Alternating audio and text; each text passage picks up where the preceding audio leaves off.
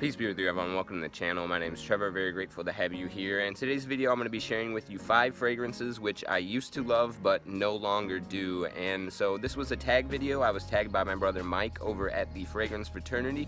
And before I get into the video, I'm going to go ahead and tag a few of my other brothers in the community. Firstly, Ryan over at Grown Man Style, Gerald over at Swain Swaggy Scents, Ace Vendetta Smell Betta Fragrances, and Bro Scents. Would love to see all of you guys hop on this one if you haven't already. And so some of these fragrances I do still really enjoy. I just tend to wear them more to bed now or for personal comfort and enjoyment around the house. I don't feel like I'm in harmony with myself when I'm wearing these out of the house anymore, mostly because I find they come off a little bit juvenile for where I'm at in my own personal life and fragrance journey, and part of that is centered around a spicy vanillic sort of tone. So 4 of these fragrances are defined by spicy vanilla, and I feel like part of the reason I come to associate that with a juvenile type of presence anymore is because I think it's a bit of a retreat into comfort. When I first started my fragrance journey, vanilla was the first fragrance note that I started seeking out, and I think there's just something to vanilla that harkens back, at least for me, and I think a lot of people, to some degree of childhood memory, something maybe like Christmas or some comfort in their childhood with that cozy, sweet, warm feeling. Now that I'm getting a little bit more mature in my own personal selfhood and my fragrance journey, I like to wear things that are a little bit more outdoorsy and green, sort of more of a call to adventure per se than a retreat into comfort. And so without any more philosophical outlooks on the video topic, I'll get right ahead into the first fragrance. And this is, again, all of these but one I still really do enjoy for wearing around the house, and this one is no exception to that statement, as it was the first time I tried this, I really could feel like a rush of serotonin going into my brain off of just how pleasant this was when I was testing it out at a Sephora. This is Armani code Absolu. So again, really nice spicy vanilla overtones with some orange blossom, I think some orange fruity qualities in the opening, and then a really pleasant suede texture going on. Sadly, a discontinued fragrance. I believe there is a Fragrance World clone of it that I hear is pretty spot on. I think Harmony Code is the name of that one, if you can get it on fragrancebuy.ca for around 30 bucks. But really awesome vanilla fragrance. Like I said, gave me a rush of serotonin first time I smelled it. Just a little bit too sweet for me anymore to wear outside of the house, but something that I still gladly spray on when I'm just trying to warm up around the house in the depth of the winter months. Maybe if I'm feeling a little bit under the weather and I still have my sense of smell from not being congested, this would be a good one for me to reach for. So that was the first one in my list of fragrances I used to love but no longer do. The second one, again, 4 of these are going to have spicy vanilla being a major player here. This is Rasasi Daarej. As you can see, pretty big dent in this one, so I have gotten a lot of enjoyment out of it in the past. A little bit of a unique fragrance, I would say. I think rose is going to be a note in here that kind of distinguishes this one from the rest in the list. A little bit of a nice floral jammy quality. I think some cumin in here as well, or either cumin or caraway, that gives it certain culinary aspects to it. I want to say some people say it gives off a little bit of a BO smell. I don't really get it with this fragrance.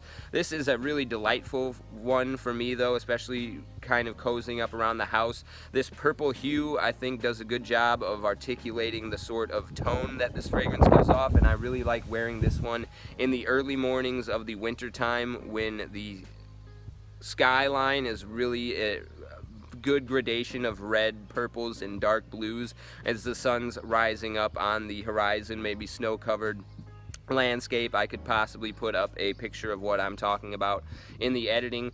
But yeah, again, this is just one that I feel a little bit out of touch wearing outside of the house, a little bit youthful for my current persona, I want to say, but still one that I will reach for, and particularly find myself at the atomizer often with this. This is a really beautiful cheapie as well. I believe it's a clone of Valentino V, a fragrance I've never gotten my nose on, but nonetheless, if you're a guy in your 20s, I think this is one worth checking out, especially for the affordable price.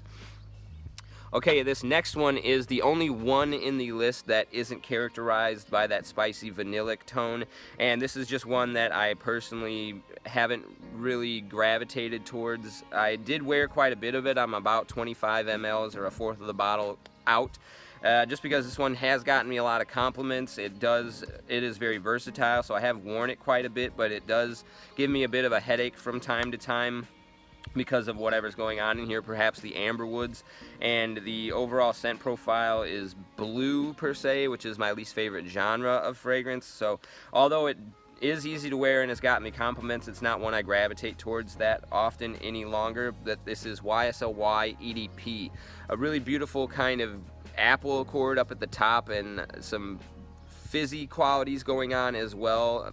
Like I said, really mass appealing, blue fragrance, versatile, just not one that I've particularly enjoyed as of my own personal tastes, but I have worn it in the past just because it has gone over really well in terms of the wearing experience, and the people around me have enjoyed it, but one that I have not reached for in quite some time. Although I did, you know, like I said, put a little bit of a dent in here. I enjoyed it first couple of wears that I got out of it, but over time that I think amberwood just got a little bit headache inducing for me, so I've kind of pulled away from wearing it. So that is YSLY EDP, number 3 of these fragrances, which I used to love but no longer do. Next up, this is another one that I've got a pretty good dent in, but again, the sort of vanilla spice and almost bubblegum sweetness in here has been something that I've gravitated away from as my journey has unfolded. This was one of the earliest fragrances in my collection. It had a lot of hype when I first got into the fragrance collecting hobby, and I think this is a really great fragrance. Again, really well blended and balanced, but a little bit youthful for my current persona. This is Viktor&Rolf's Spicebomb Extreme. Again, so you just get that really nice peppery sort of spice going on and a heavy dose of vanilla. This one comes off to me smelling a little bit like bazooka bubblegum. So that youthful bubblegum sweetness is just something that I don't really care to carry myself with out of the house anymore, but this is something that I do reach for during the Christmas holiday season for wearing around the house, maybe going to bed with still, even though it's not something that I would wear out often. I don't think there's still a chance that I would wear this to maybe like a holiday party where I'm looking to be a little bit more fun and approachable. But again, most of these just have that vanilla spice accord going on that is no longer what I'm trying to carry myself with. So that was Spicebomb Extreme for the 4th fragrance, and then the 5th and final fragrance is probably the most controversial to have on a list like this. It is something that, again, like the Armani Code, was really just floored and wowed when the first time I smelled this fragrance. It was just so overwhelmingly intoxicating, I want to say. I can even just smell it wafting around when I take the cap off. I believe this is one of the older formulations of the fragrance. They have gone through a handful of modifications with the company since I first bought this bottle. This is one of the first editions of the formulation, so it is a little bit more potent than I think the current ones. And that little bit extra loudness is just something that's a little bit overly attention-seeking for the way I like to carry my fragrance wardrobe now. But again, like the rest of these, something I will wear around the house from time to time, and just not one that I like to carry myself with. This is Parfums de Marly Layton, which is kind of like a bit of a mentholic apple pie is what you get with this one. Beautiful spice, vanilla, apple, and a kind of, what is that? Vicks Vapor Rub. Some people get off of this. I do kind of pick that up. I'm not sure what's coming off to give it that vibe, but it does give it a freshness that I do appreciate about this fragrance that makes it a little bit more of a dimensionality. That gives it a little bit more dimensionality than explicitly that sweet, spicy, vanillic vibe. And the apple in here, I think, is, although maybe not a main player, it does blend in very well with the overall vibe of the fragrance. Again, this is just something that I think I gravitate towards wearing Lalique white and black a little bit more than the original now, just because that one has a little bit, strangely enough, more of a designer feel and less of a niche quality blending, I want to say, but that little bit of added harshness in the Lalique and the designer feel that has kind of tones it down and makes it a little bit less loud and attention seeking.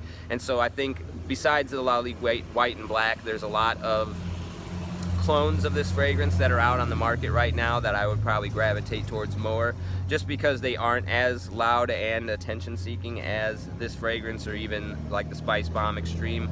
So those are just a little bit of the qualities of these fragrances that make me want to grab them for personal use and not so much wearing them out of the house. So I do still quite enjoy some of these fragrances. They're just not in harmony with where I'm at with my fragrance journey right now. And so without further ado, thank you so much for sticking with me to the end of the video, and I'll be looking forward to seeing your take on this topic. Let me know in the comment section down below if there's any fragrances that you no longer are reaching for, or only reaching for to wear at the house and not outside because they just aren't in harmony with your current persona. And thank you so much. I'll see you in the next one. Take care.